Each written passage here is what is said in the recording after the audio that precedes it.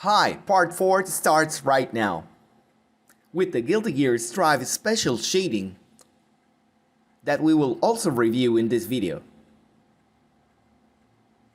As you know, Guilty Gear Strive is the 4th title of the series, and we will talk about the creator and influencer for this new mature look style of the characters, and the cinematics as you can see here.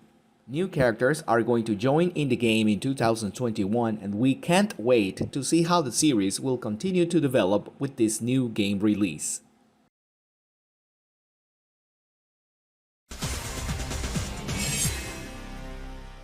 Hi, you're here for all the right reasons.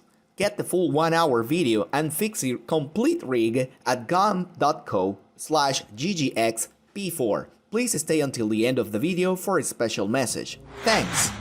This video is possible thanks to these amazing Patreons. You can get files and videos ahead of time if you'd like to consider joining us at patreon.com/3dcinetv. The Guilty Gear X art style is characterized by bright colors, sharp lines, 1-pixel outlines, painterly look backgrounds, flat shading vegetations, and wispy clouds. Junior Christopher Motomura was a technical artist and modeler to bring this vision and appeal to the video game franchise and characters. We started to explore some of the methods in the Blender by going into each of those steps to get the right look, including the vertex paint weight map, and of course the ILM map, which is a technique known as channel packing. All of these techniques were explained through videos 1 through 3, where you saw in detail how the shader tree was connected, and since we cannot distribute the Guilty Gear 3D models, we decided to create a new original 3D model whose name is Fixy. Applying all of these studies techniques, she's a cyber military nurse. You can fully customize her now, changing her eyes, skin, and uniform colors. In this video, we will talk about why color is important for character design. The eye color has iridescence as a custom property that you can manipulate as well. Hair properties include a gradient by selecting the first and second color as well as highlight. You can change the skin shadow and light areas directly from the color picker properties. I've included some color palettes in the bonus files as reference, so you can reference them to create your own color combination.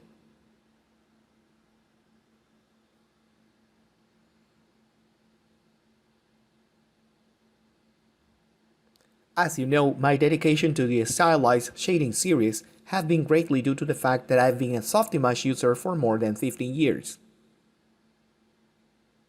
And I can explain how most of these tools work, specifically when it comes to editing normals in Blender. Right now in the Blender community, we have the EEVEE normal add-on, so you can also download it and test it to edit your model's normals for shading. I've reviewed this tool on part 3 of this series. If you missed the previous videos, you can go to gomro.com/3dcinetv to get part 1, 2, and 3. Now let's continue this video where we mentioned that the style was technically achievable from the techniques Mr. Motomura and his team developed for the Unreal Engine 3, as he mentions on the GDC 2015 conference. He was interviewed in regards to the new graphic style when it was ported to Unreal 4, and he hinted us that the new engine will also pose advantageous features for the new shading techniques in the game. This was a very important step, as we can see, because the model's art style and shading did come to a big evolution, derived from the Guilty Gear's techniques. Of course, we are talking about fully controlling the light threshold in the shader. We will now cover more details about it in the minutes ahead. Let's quickly review those techniques. Step 1, you need to edit the vertex normals, because that makes the geometry receive a particular quantity of light, depending on the light angle. Step 2, if you want to further stylize the occlusion for your model, you can use vertex paint. In this case, the vertex paint of the red channel is multiplied on top of the threshold, or the color ramp node. When you do that, you can paint different details. Notice the leg muscle. Another example is modeling with intention to occlude the light. When you UV unwrap your model, you can plan the direction of the vertices for the inner lines. You can use the text tool add-on or use follow active quad options in the UV editor. The intention is to avoid pixelation by organizing the UV island vertically or horizontally. A lot of people have asked me what has been improved in other games' shading and art style, such as Dragon Ball FighterZ. You can see there are 2 meshes per character in the game engine. The detail model gets its body normals from a simplified version of the body. This is necessary so that it can draw a clean shadow cut, helping the threshold factor to read better with the light angle. When you read a model like this, you can notice there are certain detail decals painted into the model or taken from a secondary UV set. These inner lines are characteristic to DBC style. But no matter what you get, in order to correctly connect the ILM map, you need to know what parameter you're looking to connect in the shader. As you can see here, even though this is an original game model, it is not complete because it doesn't have all the necessary connections and maps. Grand Blue Fantasy Versus is another game that inherited the stylized shader techniques from the Guilty Gear XR series. If we explore the red channel in the ILM map, we will find specularity information. Also, the green and blue channel have shadow and highlight information, as we presented in video 2 and 3. Last but not least, the alpha channel contains the inner lines. The alpha channel can also hide the face from the light color calculation as well as the inner edge line information of the model. Different models have different shader setups. Other models have more than 2 UV spaces. Unreal Engine's UV space by default is bigger than Blender's. So keep this in mind when you open your models on Blender in the UV editor. Also, in Blender, EEVEE is going to give you a good resolution in cascade size, and sometimes that value is good, and sometimes you'll need to modify it. In this case, this model presents dented shadows, which means we need more resolution. So we will select the highest value, which is 496 for cascade size. This will give you a better shadow calculation in the model. We still need to activate the custom normals to get better results with auto smooth. When you switch the light direction, your shadows should appear much better now. The light direction and angle affects how the model looks in general. 3D video game characters available to download will not give you the actual in-game model. It will be an approximate MMD file. It is an adapted version with flattened textures and armature. For example, Punishing Raven published an MMD version of some of their characters. Honkai Impact is another example where you can see texture packing in a video game. You will find that their models for the mobile and tablet platforms are not detailed in mesh. They are optimized for fast play and interaction, so they use textures to change the facial expressions. Even if you try to create an inverted hole method for the outline, the results will be minimal in a small tablet screen, almost unnoticeable. When we apply the stylized shader techniques by channeling Blender, we get a decent result. Now let's talk about another game company like MiHoYo, which creates these amazing animations in their own animation studios called MiHoYo Anime, where they produce most of their game cinematic trailers. The characters you see here are not from the game. We might think these 3D models are from the game, but in reality, highly detailed models are created with custom rigs to look good on camera for cinematic animations, which brings us to talk about the cinematic scenes in Guilty Gear XR. Effects, bloom, sprites, and sometimes decals are used to enhance the anime look. We notice that when the models in Guilty Gear go into cinematic special moves or cinematic story modes, their faces change. This is because they have 2 different faces in the game engine. One is for regular fighting content, and the other one is for high-quality cinematic animations and super close-up attacks. Now let's talk about the unlit material. Because when we talk about shadows or light, we need to decide beforehand how we will illuminate the characters and its special attacks, including mirror matches. Colors define identity with the character's uniform. It makes the characters readable. Color ID defines the character and the story because it separates or blends the character's move, depths, attacks, and jumps in the screen. You can also tint the threshold directly by using a mix to color node after the threshold operation. The base texture was also directly tinted for faster display. We notice this more in Guilty Gear Strive, where character colors aim for a lower contrast and higher brightness bled into their characters. Now, let's talk about modeling hair for anime style. I did a detailed tutorial on my channel about modeling the perfect anime hair. Check it out for more information.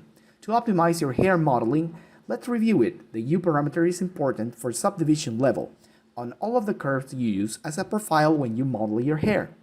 You should always optimize the number of polygons that you have. Always color code your hair strands. Separate the UV layout to define the hair's lights and shadow areas. Model your hair with normals in mind for light hits. Up, unlit hair. Bottom, modeled lit hair. All the dark areas will be masked to block the light. This mask is used as a factor in the shader. I use 3D Code to paint an X where I need to block the light. You can also do this in Blender. After I painted the black areas, I positioned the new hair over the old hair, and definitely there is a huge improvement regarding light and shadow. I use the proportional tool to help me adapt the hair under the cap. I also decided to work with the gradients instead of solid colors in Fixy's custom palette. The explanation to do custom color properties is in video part 3. How do we find the correct color contrast appeal on screen? As you can see, we can saturate or desaturate colors to go for a Guilty Gear Xrd style, or we can go for a Guilty Gear Strive with more pale tones. If you have a character with flat texture colors, customizing it will be done via textures and not parameters. You have a lot more freedom on the fly with this custom parameter color method. The shadow colors are also customizable to integrate Fixy in any environment ambience light. I also included some of the color combination palettes, which are kind of similar to those of aqua colors in Giovanna's characters. Now let's talk about the most difficult thing, facial poses to camera. Some of the methods that we've seen from the game engines often involve individual bones to manipulate and deform the entire facial expressions, so when characters are fighting in the game, in this case specific a game, their faces are replaced with a low poly version mesh to animate with easier bone control. Let's zoom into this face and compare it to the one when we see Giovanna's special attack. There's a second method to shape heads to the camera angle used by Orange Studio using an FFD deformer like in 3D Studio Max. In Blender, we call this a lattice. Depending on the camera angle, the lattice is deformed with a shape key. Third method, Pierre created a baked normal shader to be used in Unity. He created the top, bottom, left, right shape keys and baked the result as a texture to be used in a shader inside Unity. This poses some advantages. For example, at that specific moment, he was working with Unity 2017, and he specifically wanted this technique to go from Blender to Unity without compatibility issues with blend shapes. Of course, this means faster processing and it doesn't need any FDD deformers. We will cover these basic topics in the minutes ahead. This is a basic workflow. So let's start. Open Blender, Shift-A, Mesh, Monkey. Press Ctrl-2, it will add a subdivision modifier at level 2. My Suzanne monkey looks different because I need to show you stylization in this model. But you can do this tutorial with the default Suzanne with no problem. The first thing is to create the blend shapes for the face. You can search online for Blender's basic shape keys. To understand how they work, let's create a new shape key and you need to sculpt it. How do you do that? If you switch from the edit mode to sculpt mode, it will not let you sculpt at all. What you need to do to sculpt your shape key is to go back to object mode, create the basis shape key, and then press plus to create a new shape key you will want to manipulate, and then make that shape key slider to 1. Now go back to sculpt mode and you can see the transformations with the sculpt tools. You can start sculpting with no problem. Let's stylize the right side first. Explanation. You can see I have two parameters that according to the difference between the camera bone rotation and the little bone pointing to the camera in the head's rotation, the result will drive the slider in the shape key. So, select the monkey's head, open the driver's window, and you can read all the settings here. Let's explore this in details. We have an expression scene times rot. Synovial function times rotation as a variable. You can see the driver goes from 0 to 1. The difference between this angle rotation for both bones is going to give us a result that is going to be driving our expression in the shape key. And of course, our expression is given by this specific rotational difference between them, which is a specialized variable function that we can find in this drop-down menu. If you name your variable rot, that's the name that will be picked up in the expression as the variable. This is very important. So, object 1 belongs to the armature. Bone 1 exists as a child inside that hierarchy. Object 2 targets to bone 2. Target your bones like in this graphic. Please keep in mind that if you mistype this rot variable for rotation, the script will not work.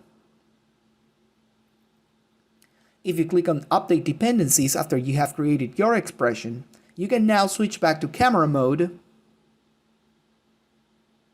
And right now I am on user perspective view, but if I press 0 on the numpad, let me switch off the overlays. Let me switch on armature so you can see. Now I can switch off this again. I will press 0 on my numpad to enter into my camera mode. I will rotate my camera view, and as you can see, the difference rotation between the camera angle finally drives the head shape key that we previously created.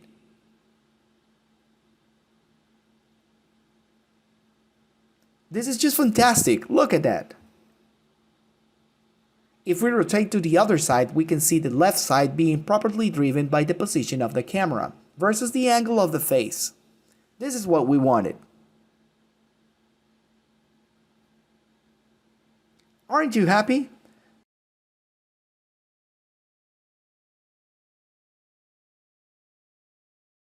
Fantastic! This is the way you stylize your character's face according to the camera angle, as Orange Studio and many other anime CG studios do. Speaking of Orange Animation Studios, let's do some animation. I am going to switch my window to a timeline and also to a graph editor. I am going to select my bone on frame 1, and then I am going to press I/O. I am going to move this over here. As you can see, my keyframes for rotation and translation have been created. If you press the N panel, you can see here all of the rotations and all of the translations keyframed. You can also switch rotations to Euler or Quaternion. Sometimes you'd want to change to Euler when working with robotic things. But in our case, with Quaternion, we're okay. Let me scroll in the timeline to frame 40. Pose the head like this. Press I and then O on frame 40. Move the playhead to frame 20. I don't want this to be a linear interpolation between one frame and another. And I want to offset it by pressing R and then moving it into the X-axis. Press home while you hover the timeline to frame the in range and out range of the timeline in the viewport. If you click and drag the playhead, you can see the monkey is moving its head. This exercise file will also be added into the bonus files, which contain other very useful assets.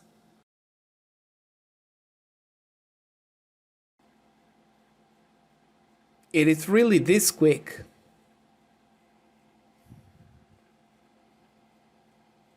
Game engines use the bone and deform method because it ensures the rig will do the job in Unreal Engine, but I can assure you good modeling will suit the face pose from any camera angle. Check this in slow motion.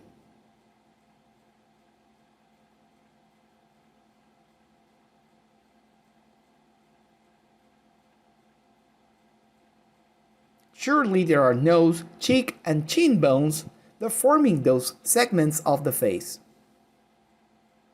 Notice how the camera also skips frames.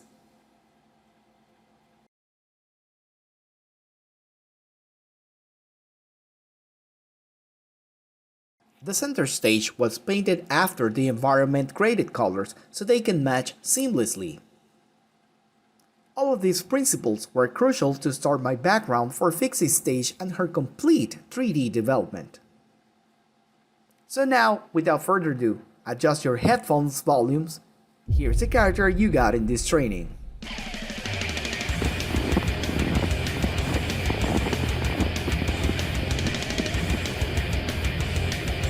You've been hurt, but I'm here to heal you.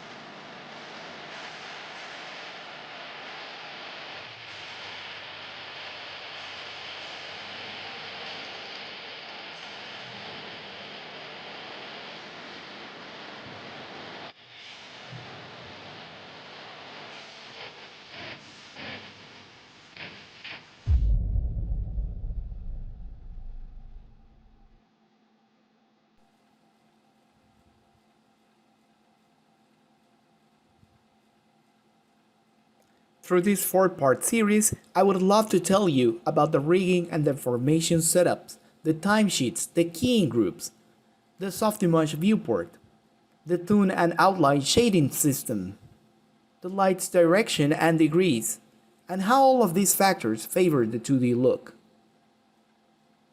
But we've covered a lot of ground from Guilty Gear XR style. Based on those techniques, the appeal and looks successor is clearly Grand Blue Fantasy Versus. A lot of research, file generation, thousands of hours, and recorded data were produced to bring you this video. Thanks God for the patience and the wisdom to finish this project. I also want to thank my family for their marvelous support. Also thanks to the BNPR community for inspiration and amazing add-ons. And a special thanks to Todor from CG Dive and his support for the advanced Rigify technical questions. I totally recommend his Rig Anything with Rigify course on Gumroad. Thanks to Christoph Dedan for the Anime Fire shader. Check out his Gumroad as well. Kalupsi is the creator of the amazing add-on Magic Trails. If you want anime looking light trails, check out his Gumroad. He's got a paid and free version for you, and it's very easy to configure and set up.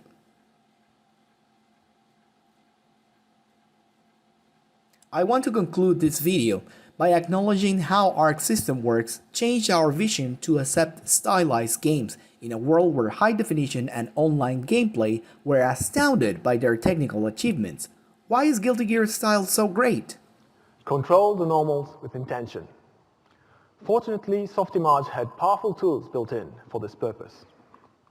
Although editing normals is nothing new to game graphics, we took it even further. To get rid of unintentional shading, we modified the normals on every major feature of the character. The faces of the characters especially needed to be handcrafted to get clean anime look. Here I'd like to show you the comparison.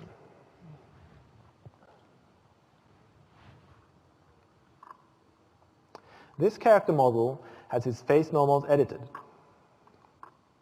It looks clean from any light angle.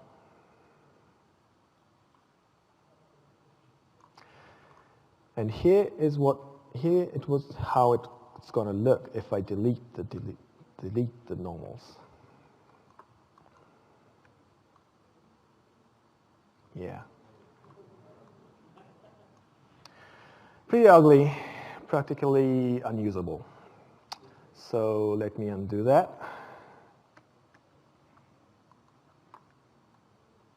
And there we go, clean again. Okay, something in common with these three components I just talked about is intention. Being able to reflect the artist's intention on the final result is the key when it comes to stylized art. Softimage reached the end of life support in 2013. Despite all users and studios' efforts against EEVEE, we will never know how much this affected 3D professional games and movies in the following years. Anywhere you look in cinematic and game history, Softimage always left a groundbreaking technical achievement. I felt a big responsibility to carry the innovative art of the stylized Guilty Gear shading over a new real-time render such as EEVEE in Blender. I don't know if there has ever been an extensive effort to recap all of the 2015 GTC crucial points in any other video about Guilty Gear as we've reviewed in this series.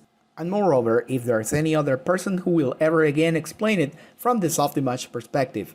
At this point, all that's left for me to say is thank you everyone for your support in this series. And farewell, Softimage.